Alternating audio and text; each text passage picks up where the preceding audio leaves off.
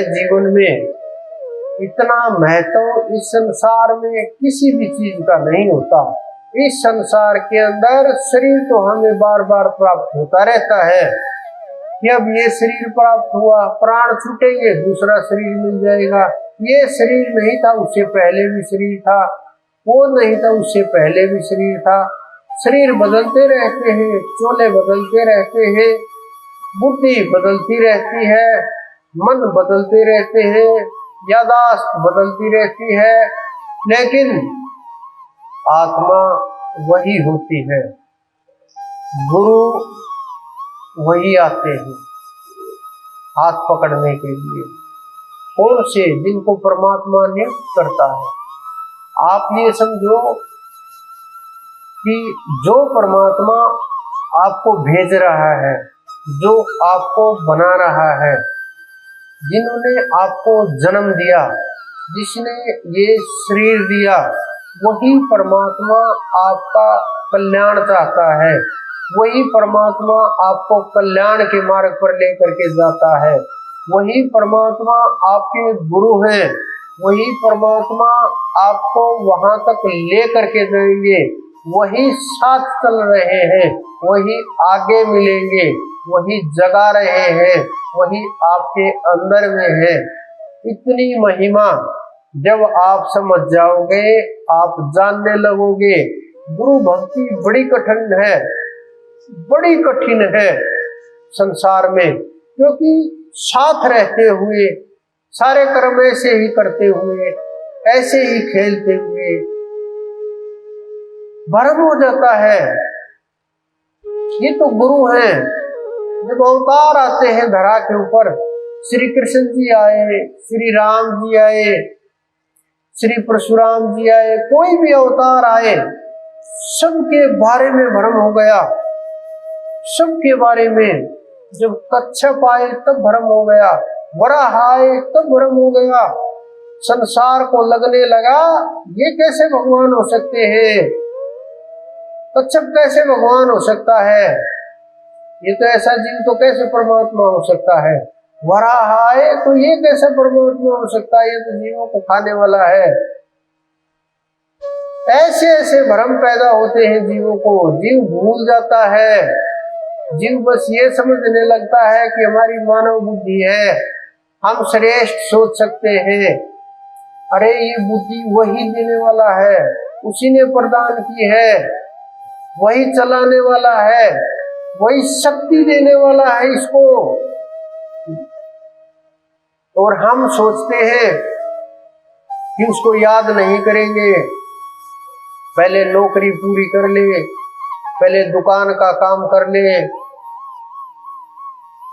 पहले और कुछ कर ले, पहले बच्चों की शादी कर दे, पहले सांसारिक कार्य निपटा ले, पहले घर मकान बना ले, पहले सुख सुविधाओं को इकट्ठा कर ले, एक बार गाड़ी ले ले, एक बार शादी में घूम आए।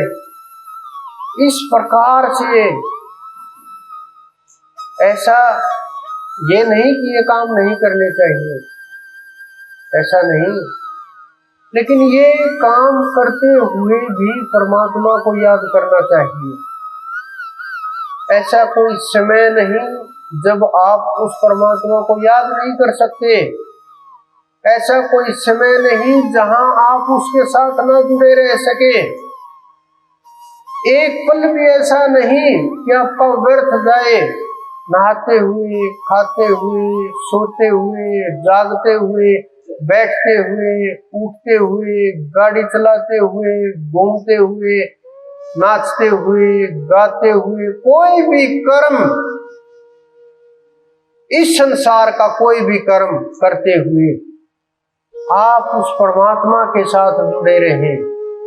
आप का अगर उसके साथ जुड़ाव बना हुआ है तो आपका भजन चल रहा है, आपका ध्यान चल रहा है, आपकी आंखें ठहरी हुई हैं, आप ध्यान मगन हैं, सब कार्य करते हुए ध्यान में है। वो अपने आप परीक्षा करेगा। उसके अंदर इतनी अक्षमता है, वो सब कुछ देख सके। एक संसार के अंदर एक गुरु अपने शिष्यों के साथ जा रहे थे। शिष्यों की पूरी टोली साथ में, 50-60 शिष्य साथ में चल रहे थे जंगल में। पहले पैदल ज्यादा चलते थे, अब तो साधन बहुत हो गए सब प्रकार के। पहले पैदल चलते थे महात्मा लोग, ज्ञान कराने के लिए, जगहों का भ्रमण करने के लिए, एक गांव से दूसरे गांव ज्ञान के प्रचार प्रसार के लिए अपने शिष्यों के साथ विचरण करते रहते थे। तो 50-60 शिष्यों को साथ लेकर के जंगल के रास्ते होते हुए आगे कहीं जा रहे। सबको प्यास लगी।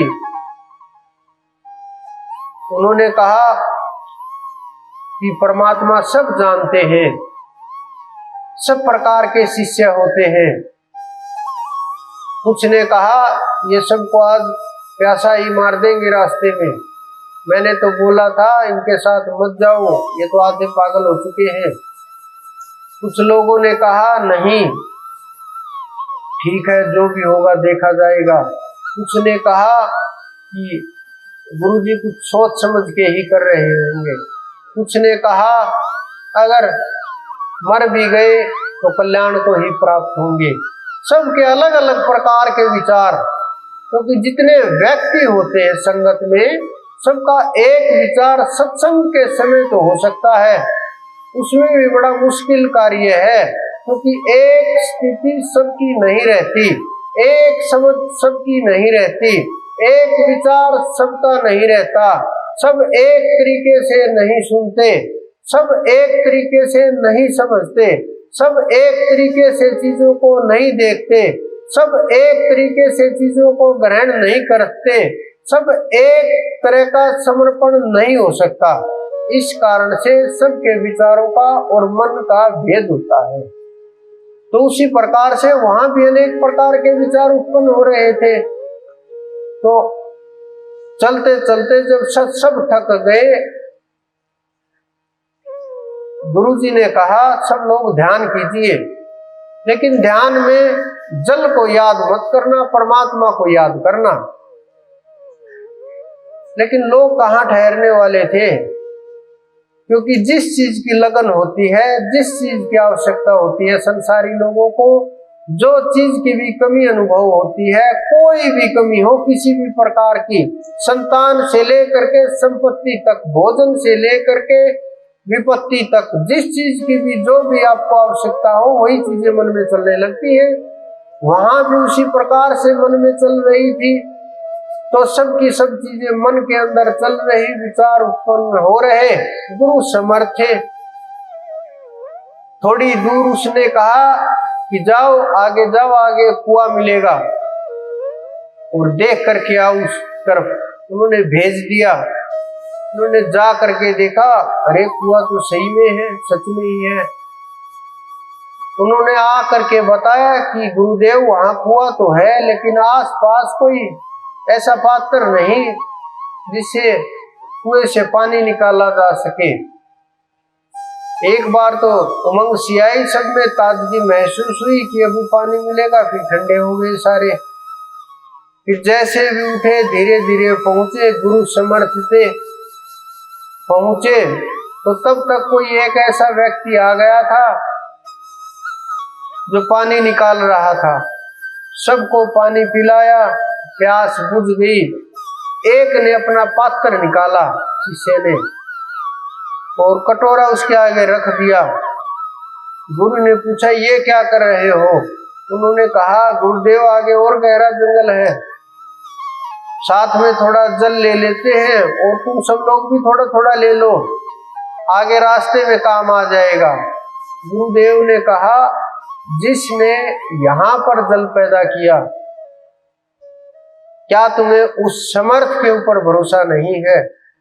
क्या तुम्हें उस परमात्मा के ऊपर विश्वास नहीं है जो यहाँ तक लेकर के आया, जो आज तुम्हें जल प्रदान कर रहा है, जो तुम्हारी आज प्यास बुझा रहा है, वो आगे कल आपको ये चीज नहीं देगा, कल भोजन प्रदान नहीं करेगा? क्या उनको नहीं पता तुम रास्ते में हो? क्या उनको नहीं पता कि तुम्हें इन चीजों की आवश्यकता है?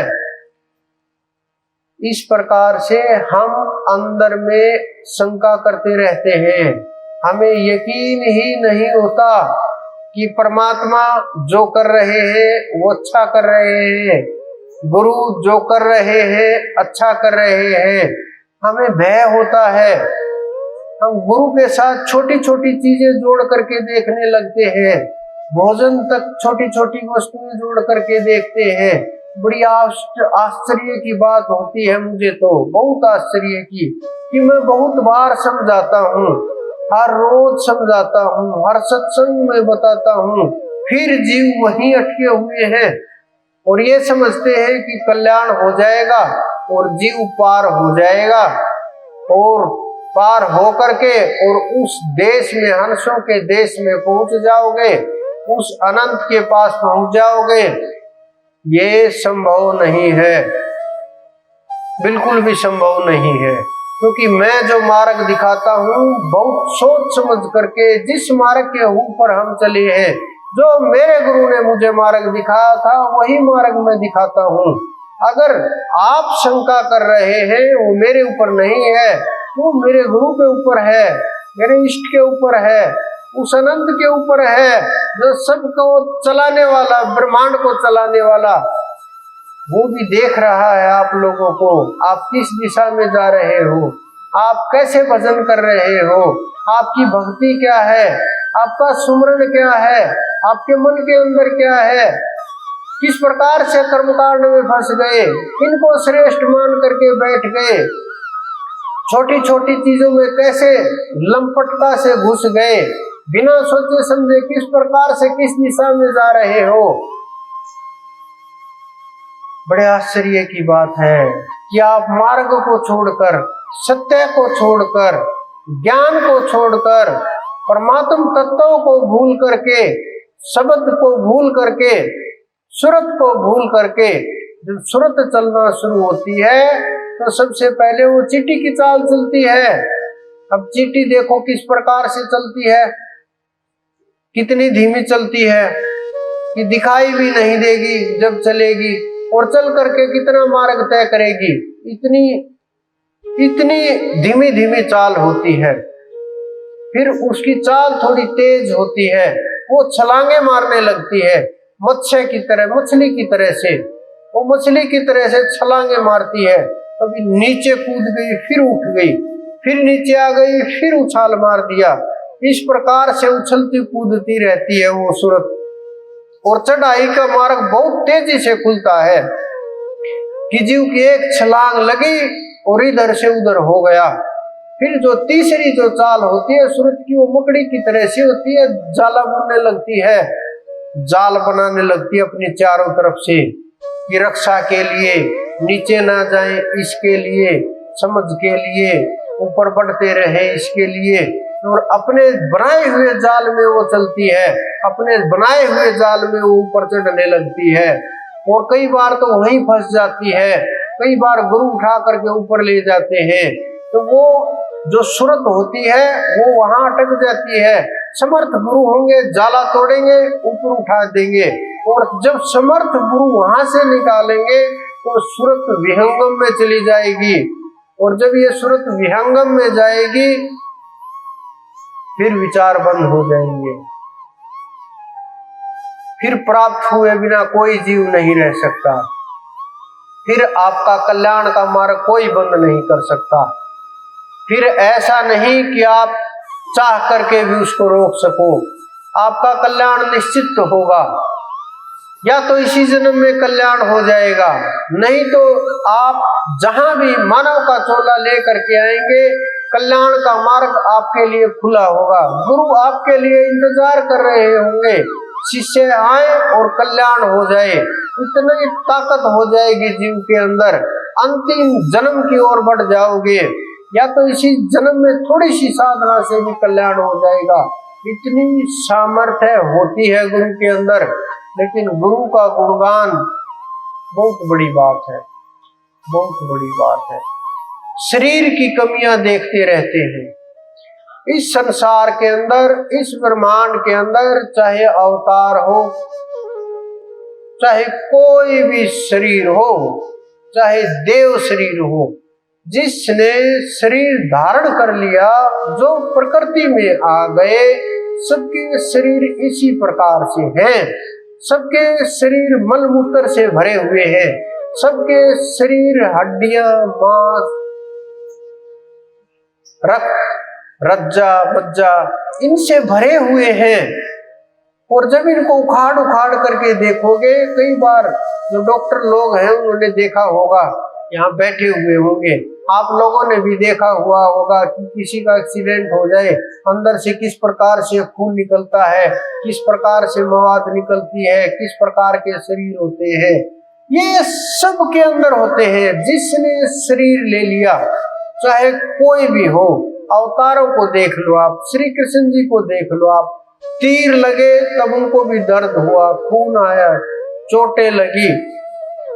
श्री राम जी को देख लो आप, बेहोश हो गए, बांध लिया, कष्ट हुआ, परेशानी। जिसने भी शरीर लिया, चाहे कोई भी शरीर था, ऋषि मुनियों से लेकर के साधारण शरीर से लेकर के उस अवतार तक, सिद्धों तक, संतों तक, ये हो सकता है उनके अंदर इतना सामर्थ्य हो, कष्ट कम महसूस हो, कर्म गुजर जाए धीरे से, एहसास ना हो, हिला ना सके, परेशान ना कर सके, रोक ना सके, रास्ता ना बदल सके, भय पैदा ना कर सके, और जो ये अंदर में भरे हुए पाप हैं, इनसे ये रोक ना पाए जीव को, ये सामर्थ्य हो सकते हैं उनमें आपसे ज्यादा। लेकिन शरीरों में सबके दोष हैं। अगर हम ऐसे दोष ढूंढने लगे, परमात्मा के अंदर दोष देखने लगे, गुरु के अंदर दोष देखने लगे, कल्याण इस जन्म में तो क्या, अनंत अनंत जन्मों में भी कल्याण नहीं हो सकता।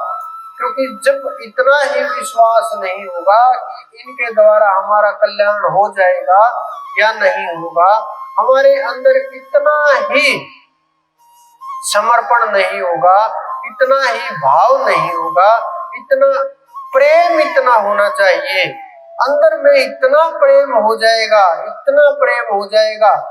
ये नहीं कि हमें बुखार हो गया तो हम परमात्मा को भूल गए, ध्यान को भूल गए, कि गुरु को भूल गए।